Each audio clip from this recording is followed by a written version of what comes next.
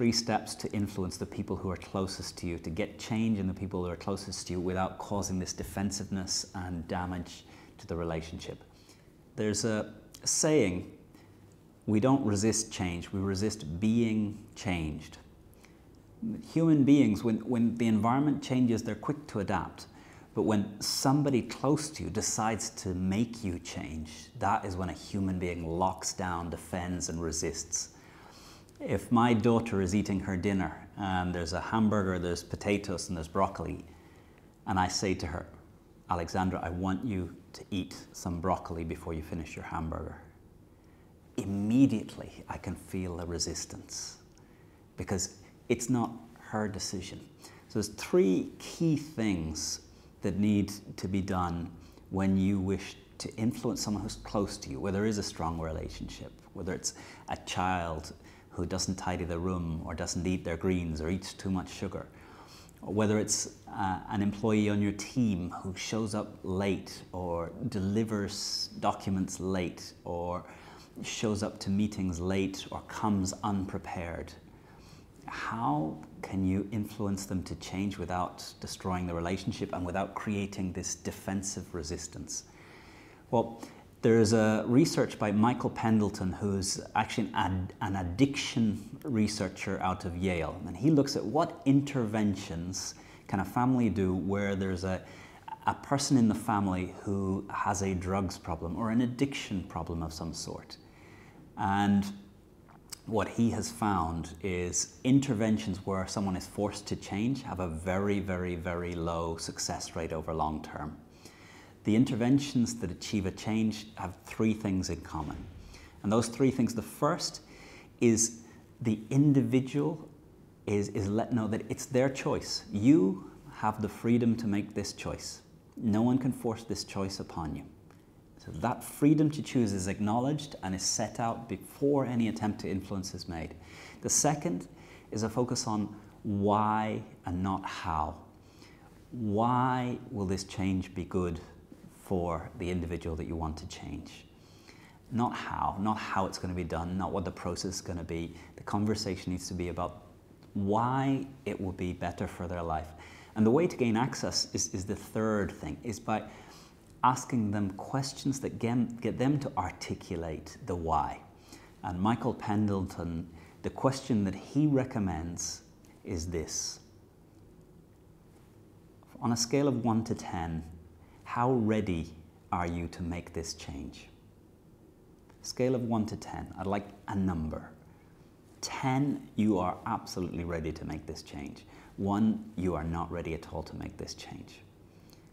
So you ask this question and you ask them to give you a number. Now, the key comes in the next question. Whatever number comes back, you ask them, why didn't you give me a lower number?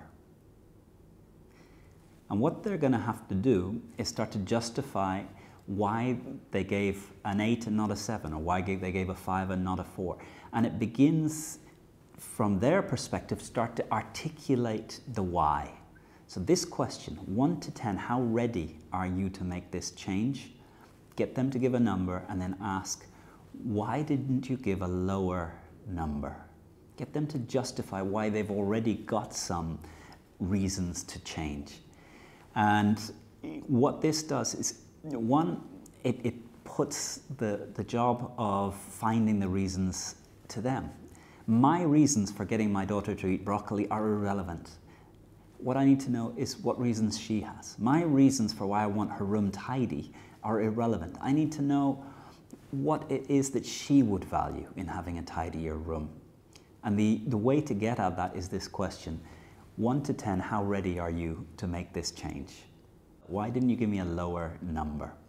And you're now going to get insights into what it is that they value.